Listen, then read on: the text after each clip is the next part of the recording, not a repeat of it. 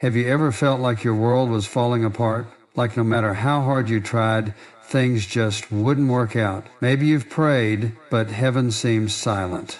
Maybe you're standing at a crossroads unsure of which path to take. Or perhaps you're carrying a burden so heavy that you wonder if God even sees you. I want you to hear me clearly today. You are not alone.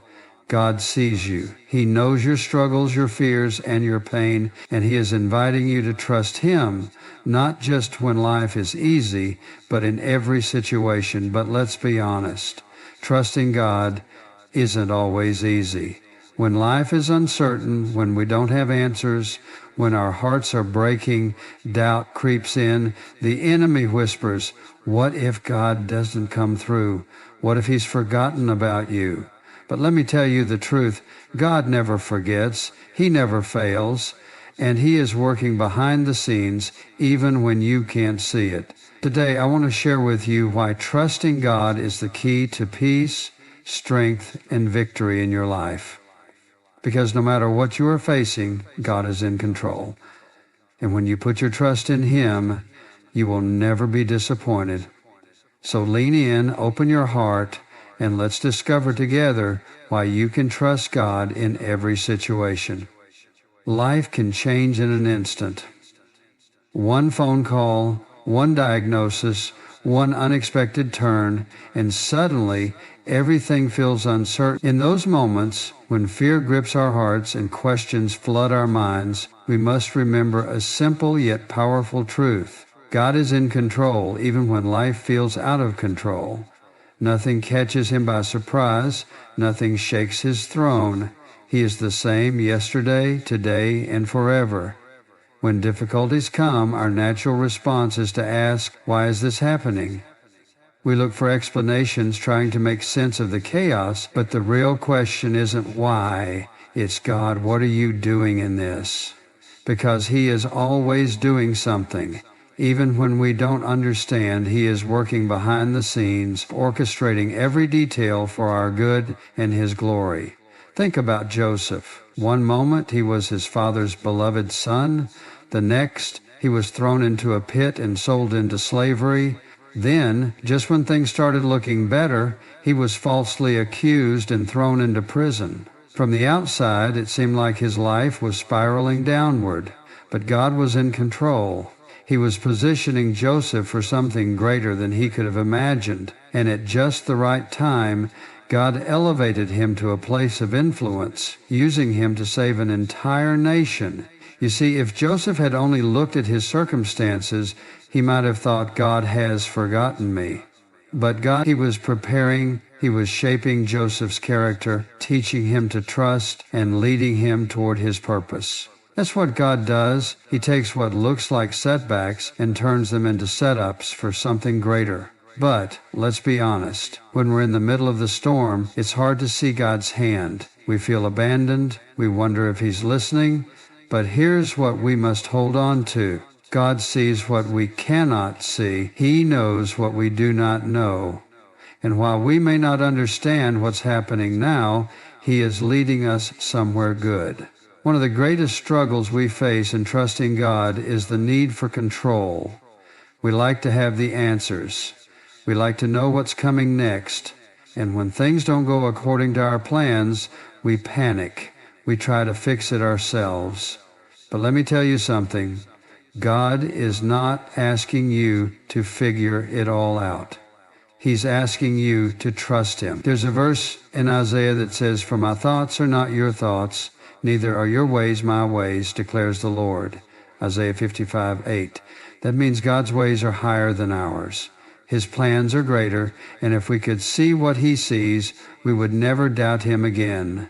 Think about the disciples in the boat during the storm. The waves were crashing, the wind was howling, and fear took over.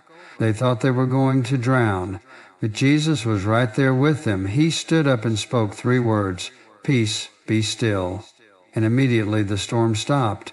The wind and the waves obeyed Him. Now, here's what I want you to see. The disciples were afraid because they focused on the storm instead of the one in the boat with them. And we do the same thing. We look at the problem, the crisis, the uncertainty, when we should be looking at Jesus, because He is greater than the storm, and He has the power to bring peace no matter how fierce the winds may be. You might be facing something right now that feels overwhelming. Maybe it's a financial crisis, a broken relationship, or a health battle. Maybe you've been praying for an answer, but heaven seems silent. Can I tell you something? Just because you don't see an answer yet doesn't mean God isn't working. He is. And He is asking you to trust Him. Trust is not about understanding everything. It's about believing that God is who He says He is, faithful, loving, and always in control. It's about resting in the truth that He is for you, not against you, that He is holding your life in His hands. So what do we do when life feels out of control? We surrender. We stop trying to force our own way and simply say, Lord, I trust you. And when we do that, when we truly release our worries into His hands, we will experience a peace that cannot be shaken. No matter what you are facing today, remember this: God is still in control. And when you trust Him completely, you will never be disappointed. Nobody likes going through hard times. We don't wake up in the morning hoping for trials, for difficulties, for moments that shake our faith. But whether we like it or not, challenges come. And when they do, we have a choice. We can let them grow us, or we can let them grow us. Because here's what we need to understand. Faith doesn't grow in comfort. It grows in difficulty. The strongest faith is built in the moments when we have no choice but to trust God. Think about this. When everything in life is going well, when there are no problems, no struggles, no uncertainty, it's easy to say, I trust God. But real trust is proven when the situation doesn't make sense, when the answers don't come quickly, when life takes a turn we never expected. That's when faith is tested. That's when God stretches us, refines us, and builds something deeper within us. Look at the story of the Israelites in the wilderness. God had delivered them from Egypt, parted the Red Sea, and performed miracle after miracle before their eyes. But the moment they faced difficulty, the moment things didn't happen on their timeline, they doubted Him. They complained, they feared, and they forgot what God had already done. They wanted the promised land, but they didn't want the process. And because of their lack of trust, what should have been an 11-day journey turned into 40 years of wandering. And that's what happens when we resist the growth process. Instead of trusting that God is leading us, we become frustrated, impatient, and fearful. But God's desire is never to harm us. It's to refine us, to shape us, to prepare us for something greater than we can see. Every challenge we face is an opportunity for our faith to grow stronger. Think about gold. Before it becomes pure, it has to go through fire. The heat melts away impurities, removing everything that doesn't belong, and the same is true for us. God allows the fire of trials not to destroy us, but to refine us. He burns away our doubt, our self-reliance, our fears, and anything else that keeps us from fully trusting Him. And when we come through on the other side, we are stronger, purer, and more like Him. Sometimes we ask, God, why am I going through this? But a better question is, God, why? What are you teaching me through this? Because God never wastes a trial. If He allows it, He has a purpose for it. And when we embrace that truth, we begin to see our struggles differently. Look at Job. Here was a man who had everything: wealth, health, a family, success. And in an instant, he lost it all. He had every reason to question, every reason to give up. But instead, he chose to trust God, even when he didn't understand. And because of his faith, God restored him and blessed him even more than before. Maybe you're going through something right now that feels overwhelming. Maybe you've been asking, God, why is this happening? Maybe you've prayed for relief, but the situation hasn't changed. Let me encourage you. God is growing your faith. He is stretching you, refining you, and preparing you for something greater than you can see. When we trust God in the hard places, something incredible happens. We stop relying on our own strength, and we start depending on Him. And that's exactly where He wants us, fully surrendered, fully trusting, completely at peace, knowing that He is in control. So the next time you face a challenge, don't see it as an obstacle, see it as an opportunity to trust deeper, to grow stronger, to walk closer with God, because every challenge is a stepping stone toward greater faith. God is not allowing this trial to break you. He is using it to build you. Trust Him and watch your faith grow stronger than ever before. There's a kind of peace that the world can't offer. It's not found in money, success, or even in the absence of problems. It's a peace that remains steady when life is unpredictable, a peace that holds firm when everything around us is shaking. And that kind of peace comes only from one place, trusting and obeying God. So many people today are searching for peace. They think they'll find it when their circumstances improve, when they get that promotion, when the right relationship comes along, or when a certain problem disappears. But real peace doesn't come from circumstances. It comes from obedience. It comes when we fully surrender to God and say, Lord, I trust you and I will follow where you lead. The reason so many struggle with anxiety, fear, and restlessness is because they're trying to do things their own way instead of following God's way. They pray for peace but live in disobedience. They want God's blessings, but they don't want to follow His instructions. But here's the truth. You can't have the peace of God without walking in obedience to God. His peace is the result of trust, and trust is revealed in obedience. Think about Jonah. God told him to go to Nineveh, but Jonah had his own plan. He didn't like God's instruction, so he ran in the opposite direction. And where did that get him? In the middle of a storm, thrown overboard, swallowed by a great fish, sitting in darkness, alone, afraid, and miserable. There was no peace in disobedience, but the moment he surrendered, the moment he said, Lord, I'll do what you've asked, everything changed. God rescued him, restored him, and put him back on the right path. That's what happens when we obey. We may not always understand why God is leading us in a certain direction, but we don't have to. Obedience isn't about understanding. It's about trust. It's about believing that God's way is always better, even when we can't see the full picture. And when we choose to follow Him, we experience the kind of peace that nothing in this world can shake. Many times people hesitate to obey because they're afraid. They wonder, what if it doesn't work out? What if I fail? What if God is asking me to give up something I don't want to let go of? But what they don't realize is that disobedience costs far more than obedience ever will. The longer we resist God, the more restless we become.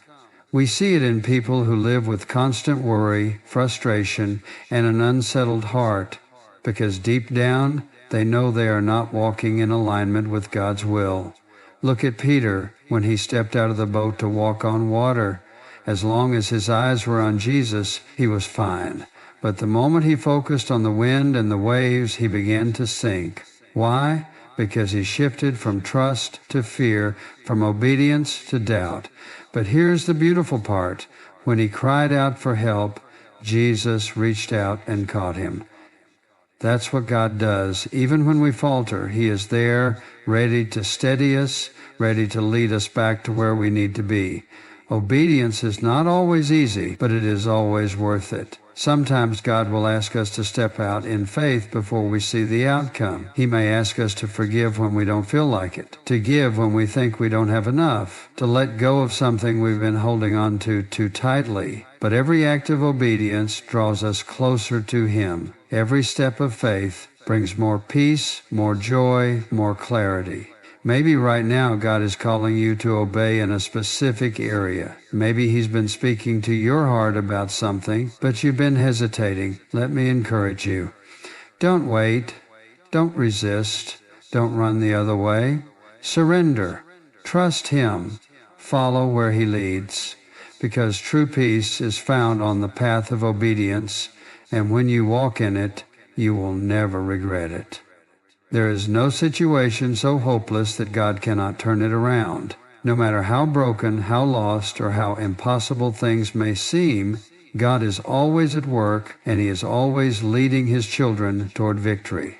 The problem is that too often we measure our circumstances by what we see, by what we feel, and by what the world tells us is possible. But faith doesn't work that way. Faith looks beyond what is seen and believes that God is greater than the situation. One of the biggest mistakes we make is thinking that God operates within human limitations. We look at our problems, and if we can't see a way out, we assume there is no way. But God is not bound by what we can see. He is not confined to human logic. He is the God who created the heavens and the earth, who spoke and brought life into existence. He is the same God who parted the Red Sea, who fed thousands with just a few loaves and fish, who raised the dead, healed the sick, and made the blind see.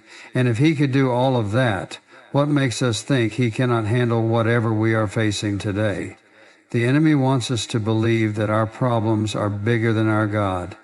He wants to fill our minds with doubt, to keep us so focused on the size of the mountain that we forget the one who moves mountains. But when we shift our focus, when we stop looking at the size of our problem and start looking at the greatness of our God, everything changes. Suddenly we realize that the battle is not ours to fight alone. The weight of the burden is not ours to carry, because God has already gone before us and He has already secured the victory. Think about the story of David and Goliath. They looked at his size, his strength, his weapons, and they saw no way to win. But David saw things differently. He didn't look at the giant. He looked at his God, and he declared with confidence, "The battle is the Lord's." That's what faith does. It doesn't deny the existence of the problem, but it refuses to believe that the problem is bigger than God. And because of David's faith, he stepped out in confidence, and with just a simple stone and a slingshot, God gave him the victory. Maybe today you're facing a Goliath of your own. Maybe it's a financial crisis, a health diagnosis, a broken relationship, or an uncertain future. Maybe the enemy has been whispering in your ear, telling you that it's hopeless, that things will never change, that you'll never make it through. But that's a lie, because the same God who gave David victory is the same God who fights for you. And when you put your trust in Him, you can stand firm, knowing that the outcome is already in His hands. Faith doesn't mean we will never face battles. It doesn't mean life will be easy or that we will never struggle. But it does mean that no matter what comes against us, we are never fighting alone.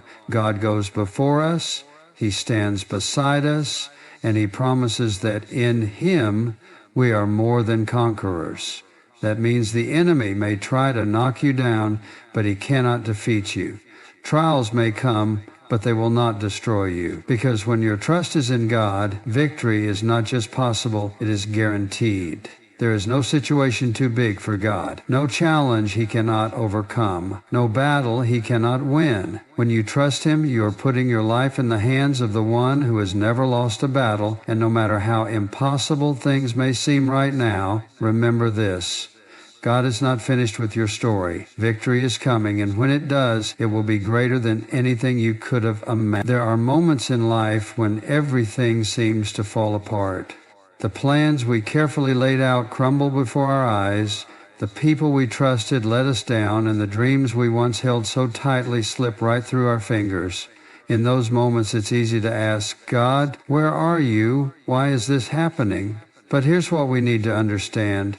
God's timing is always perfect, and His delays are not His denials. What looks like an unanswered prayer is often God's way of setting things in motion for something greater than we could ever imagine. Waiting is one of the hardest things we have to do. When we don't see immediate results, when our prayers seem to go unheard, when nothing seems to be changing, we start to wonder if God is listening. But He is always listening. He is always working, even when we can't see it. And if we could see the full picture, if we knew everything God was doing behind the scenes, we would never doubt His timing again. Look at Abraham. God promised him a son, but years passed and nothing happened. The wait was long, the delays were frustrating, and at one point he and Sarah tried to take matters into their own hands. They thought maybe God needs our help.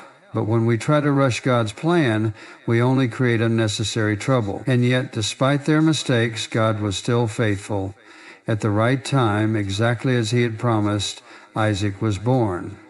That's what we need to remember. God's promises are not dependent on our timeline.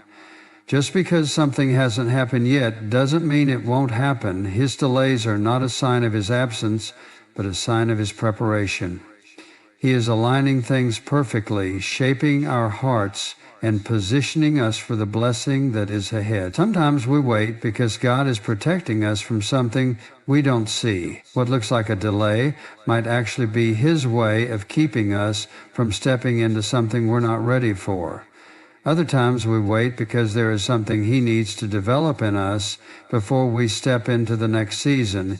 He is strengthening our faith, teaching us patience, and reminding us that our trust should be in Him, not in our own understanding. Think about Joseph. God gave him a dream that one day he would be a ruler, but the path to that promise was anything but easy. He was betrayed by his brothers, sold into slavery, falsely accused, and thrown into prison. Year after year he waited, but in every situation God was working. He was preparing Joseph, refining him, and at just the right time, He elevated him to a position of authority that saved an entire nation. If Joseph had given up during the waiting, he would have missed the fulfillment of God's promise. That's why we must not give up when things don't happen as quickly as we expect. We must not grow weary when the answers don't come right away, because God is never late. He knows exactly when to open the right doors, when to bring the right people, and when to shift things in our favor. Our job is not to figure out the timing. Our job is to trust Him completely. Maybe you've been waiting for a breakthrough. Maybe you've been praying for something and it feels like nothing is happening. Let me remind you, just because you don't see movement doesn't mean God isn't working. He is arranging things in ways you cannot imagine. The answer is coming. The breakthrough is on its way. And when it happens, you will look back and see that His timing was perfect all along. The waiting season is not a wasted season. It's where faith is strengthened, where trust is deepened, and where God prepares us for the blessings ahead. If you're in a season of waiting, don't lose heart. Keep trusting, keep believing, and keep holding on to His promises, because when God moves, it will be right on time, and it will be greater than anything you could have ever planned for yourself. There comes a point in every believer's life when they have to make a decision. Will they trust God completely, or will they hold back? Will they surrender everything into His hands, or will they try to control the outcome? Trusting God isn't just about believing in Him when things are going well. It's about surrendering to Him even when we don't understand, even when we can't see the full picture, and even when things don't happen the way we expected. True trust is full surrender, letting go of our plans, our fears, our doubts, and placing everything into the hands of the one who never fails. There is a reason the Bible tells us to lean not on our own understanding. Our perspective is limited. We see only a small part of the picture, but God sees the whole thing. He knows what's ahead, He knows what's best, and He knows exactly how to lead us where we need to go. But we have to be willing to let go. And that's not always easy. Sometimes we hold on because we're afraid. We think, what if I let go and things don't turn out the way I want? But real trust means believing that even if things don't go according to our plan, God's plan is still better. His way is always higher, His wisdom is always greater, and His timing is always perfect. One of the greatest examples of surrender is Jesus Himself. The night before He went to the cross, He prayed, "Father, if it is possible, let this cup pass from me, but not my will, but yours be done." That is surrender. That is full trust. He didn't run from God's plan. He embraced it. Knowing that His Father's will was greater, And because of that surrender, salvation was made available to the whole world. God calls us to that same kind of trust, to lay down our own will and say, Lord, not my will, but yours be done. It may not always be easy. Sometimes surrender means letting go of a relationship we wanted to work out. Sometimes it means walking away from an opportunity we thought was right for us. Other times it means choosing faith over fear when everything in us wants to hold on. But surrender is never about losing. It's about making room for God to do something greater. When we let go, we allow Him to step in and do what only He can do. Abraham had to surrender when God asked him to take Isaac to the altar. That didn't make sense. Isaac was the child of promise, the very thing Abraham had waited for. But Abraham didn't hesitate. He trusted that God knew what He was doing, and because of that trust, God provided. He stopped Abraham before he made the sacrifice and gave him a ram instead. That's what happens when we surrender. We see God provide in ways we never imagined. Too many people live with unnecessary stress and anxiety because they